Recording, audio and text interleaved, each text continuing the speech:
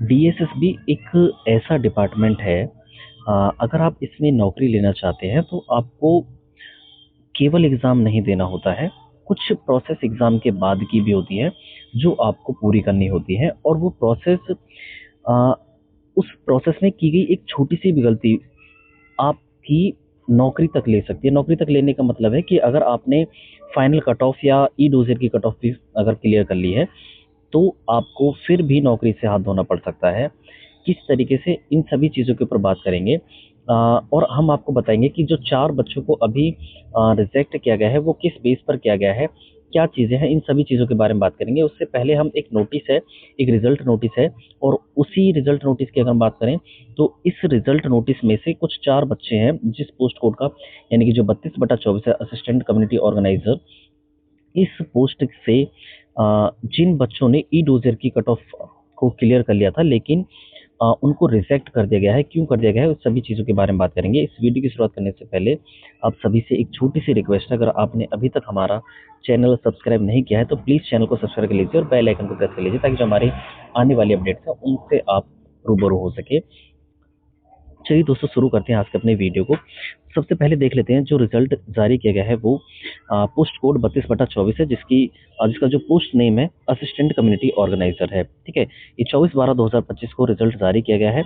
और वहीं पर हम बात करें तो एक्स सर्विसमैन कैटेगरी से यहाँ पर एक कैंडिडेट है, जिसको चुना गया है।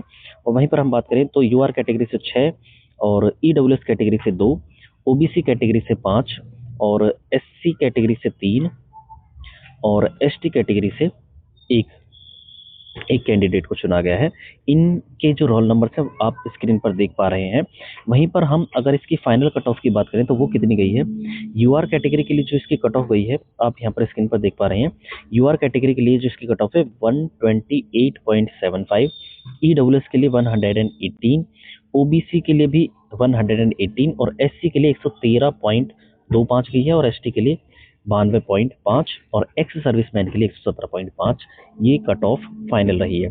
ठीक है, अब इनमें अलग अलग कैटेगरी में कुछ कैंडिडेट्स हैं जिनको वेटिंग पैनलिस्ट में रखा गया है। उनकी अगर हम बात करें तो यहाँ पर आप स्क्रीन पर जो रोल नंबर्स देख पा रहे हैं, ये वेटिंग लिस्ट में रखे गए हैं अलग अलग कैटेगरी में। वहीं पर हम अगर बात करें तो एक्स सर्विसमैन कैटेगरी से एक कैंडिडेट है जिसे वेटिंग पैनलिस्ट में रखा गया है।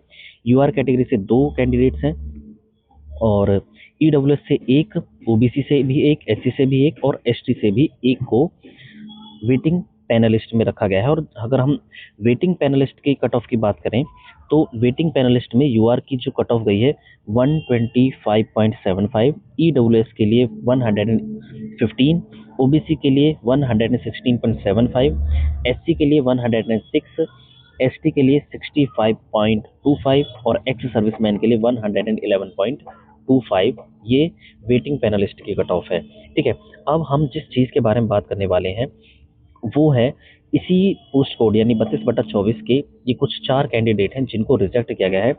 उनको रिजेक्ट करने का जो रीज़न है, ये तो सिंपल सा रीज़न है इसमें जो बताया गया है। क्यों है, क्योंकि इसमें एक डेट थी, ई डोजियर की जो डेट दी थी 17/10/2025 से लेकर 31/10/2025 को इन्हें ई डोज़र अपना फिल करना होता है। अगर आपको नहीं पता तो होता क्या है, आपकी फाइनल आंसर की आने के बाद आपको डॉक्यूमेंट अपलोड करने होते हैं, ई डोज़र जिसे कहा जाता है।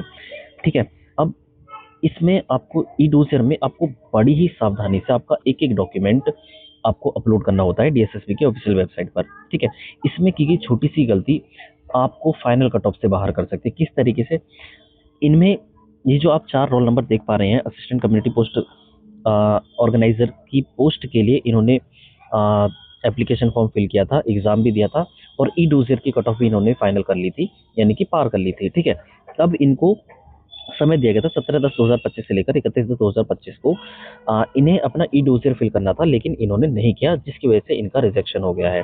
ठीक है, अब आपको अगर हम बात करें तो ये इतनी छोटी सी, ये तो हालांकि इतनी छोटी गलती नहीं है, हो सकता है इनका कोई अपना रीज़न हो, लेकिन आपको अगर मैं बताऊं, ई डोज़र की अगर कॉल आती है तो उससे पहले अगर आपके डॉक्यूमेंट में आपके नाम को लेकर के, या आपके डेट ऑफ बर्थ को लेकर के, या जगह के नाम को लेकर के आपकी थोड़ी सी भी मिस्टेक है ना, तो आप उसको समय रहते सही करवा लीजिए, चाहे भले ही कहीं से भी किसी भी तरीके से हो, ठीक है ना। और काफ़ी सारी चीज़ें होती हैं, काफ़ी सारे डॉक्यूमेंट्स होते हैं, जैसे एनसीटी का सर्टिफिकेट वगैरह, या आपकी 10th 12th की मार्कशीट में अगर कोई दिक्कत है, तो उन सभी को ना पहले ही, समय रहते मतलब ई डोजर की कॉल आने से पहले ही, उसकी जो डेडलाइन है वो कंप्लीट ना हो, उसकी डेट की डेडलाइन कंप्लीट होने से पहले ही अपने उन डॉक्यूमेंट्स में सुधार कर लीजिए, ताकि आपको आगे आने वाले समय में, जैसे इन 4 बच्चों को इन समस्या को सामना करना पड़ा है, आपको भी इस समस्या का सामना ना करना पड़े।